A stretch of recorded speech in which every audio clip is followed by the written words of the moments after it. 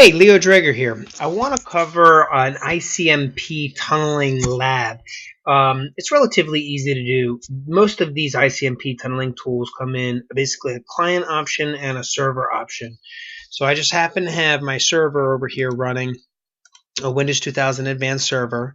And I'm going to show you. Let's go ahead and do a directory to the C drive, and you can see I have both the client and the server here. So it's icmpsrv, and the client is icmpsend. So what we're going to do is do icmpsrv and hit enter, and it actually tells us the usage of this. So in this case, we need to do an icmpsrv-install to install the service, or -remove to remove the service. So we'll let that be our guide. -install, okay? And it'll say the service exists, it's already running, and it's running. And that's basically what you would like to see. So that means the server is listening now. And if you wanted to poke around at netstat, just compare, you basically can look around here, but there's nothing too obvious that to see that like there's an ICMP service. And that's because this mostly looks for the upper layer applications as opposed to the lower level ports. Okay, so it's not too much of a tell that this is being used on the server. All right, so we'll clear the screen there. And just to make sure that my service is installed, I'm just going to run it again, and it'll just tell us, okay, already exists. Then I'm going to switch over to my client and open up the command prompt. Okay. And this actually have stored over here on the root of C, so directory ICMP star, and you can see ICMP sender for the client and server for the server. So let's do an ICMP send, and it's always a good idea to check your IP address of the server. So in this case, we can do an IP config just to see that we're running at 192.168.1.8. and we'll use that as our target, 192.168.1.8. And if you get a command prompt here directly, that's always a good sign. So, and it also tells you the usage on the client side as well, ICMP send and remote IP.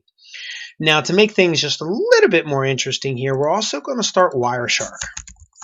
Okay, and I'm going to do this just to kind of capture some of the traffic that's going back and forth between the client and the server, so you actually can see this. I'm going to cover this later in the sniffing section, but it's always nice to kind of tie them together whenever I can. So I'm going to go to my interface, go ahead and click Start here. I'm going to check connectivity from my client as well. So let's do a ping 192.168.1.8, and you can see I'm getting a successful reply back. So I know I'm connected at this point. And we can just start running a command. So basically you can do a Q or to quit, or H for help. So if I just do an H, basically you can see some of the commands that you can do remotely. Like I can list a process, or kill a particular process ID, or run a specific command of my choosing. So I'll just do a directory here. And if you see this go, it'll basically say ICMP packet is 16, send the packet to 192.168.1 success, and then I got it timed out. Now, my research into this particular error suggests that there's a problem with the install running, and sometimes crazy things happen in the virtual machine. But nonetheless, we don't necessarily need to see the commands execute to prove that this works, because that's where we can bring in the sniffer. Okay, so if you expand the sniffer and go down to the ICMP, there's not much realistically in it that we realistically can see. So you have your types and your codes, and you're always interested in those, and again, we'll cover those in the sniffing section. A checksum, an identifier, a sequence number, and some data. Okay, so if I highlight this data section here, you can see the command that is actually being sent. Now again, it timed out for whatever reason, but nonetheless, I can actually pull the commands out of the data portion of the packet, and that's ultimately proof proving that even though I didn't get a response back from the server, that ultimately the traffic was tunneled within ICMP in the data portion of the packet. So nonetheless, it's just a matter of realistically researching why it's not connecting and go from there. Now, another thing I can do here while I'm in Wireshark is just filter for ICMP.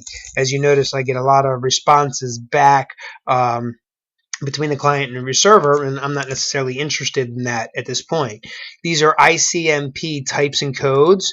So I'm sending the echo request, which is a type 0, and I'm getting a reply, which is a type 0. But if I scroll through here, I can kind of read this information. Now, this is a normal ping request here. I can tell you that because it's actually just the alphabet, A, B, C, D, E, F, G, H, I, J, etc., and basically repeating itself.